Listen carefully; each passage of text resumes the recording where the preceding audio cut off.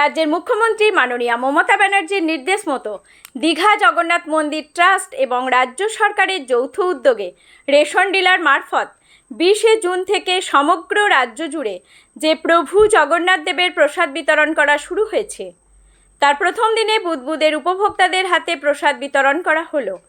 এদিন জগন্নাথ ধাম দীঘা লেখা প্যাকেটে প্রসাদ বিতরণ করা হয়েছে। প্যাকেটের ভিতরে রয়েছে একটি করে পেয়ারা ও গজা, সঙ্গে দীঘার জগন্নাথ মন্দিরের একটি ছবি। রেশন দোকানের মাধ্যমে বাংলার প্রতিটি ঘরে ঘরে পৌঁছে যাচ্ছে জগন্নাথ দেবের প্রসাদ।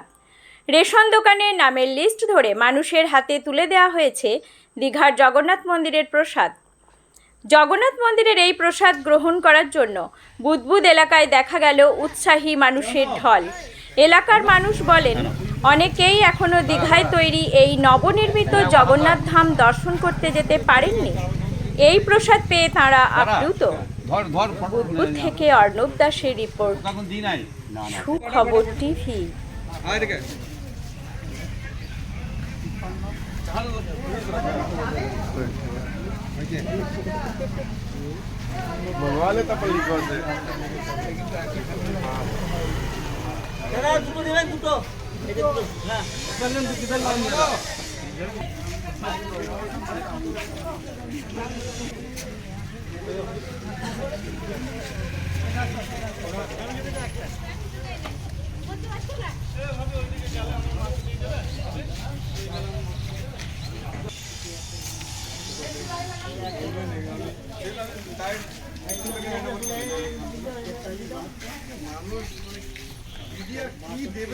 মহাপ্রসাদ অর্থাৎ জগন্নাথ ধাম যেটা দীঘায় হয়েছে, সেই মন্দিরের মহাপ্রসাদ রেশন ডিলারের মারফত আপনার বুদবুদে পৌঁছে গেছে।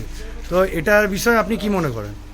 আমি এটা মনে করি, আমি তো জগন্নাথ মন্দিরে যেতে পারিনি ঠিকই, কিন্তু আমি যে পেয়েছি আমি খুব খুশি। আচ্ছা, এই যে প্রসাদ গোটা পশ্চিমবঙ্গে মানুষের কাছে পৌঁছে দিচ্ছে রাজ্য সরকার এবং মন্দির ট্রাস্টের উদ্যোগে, তো এটাতে আপনার মতামত কি?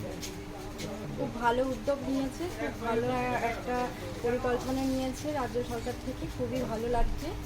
আমার তো খুবই আনন্দিত হয়েছি, আমরা পাচ্ছি মন্দিরের প্রসাদ, তার জন্য অনেক অনেক ধন্যবাদ রাজ্য সরকারকে। এখানে একটা ফটো নিয়ে নাও। ফটো নিয়ে যাবে দিচ্ছি, সেটা ফটো তুলবে। জামাইকে দাঁড় করা, জামাই বিজেপির আছে মেম্বার। আর ওর মধ্যে 1000 টাকা করে ভরেছে তো। তুমি নিজের কার্ডটা নিজে নাও, লাইনে দাঁড়াও। ভরতে হবে নাকি?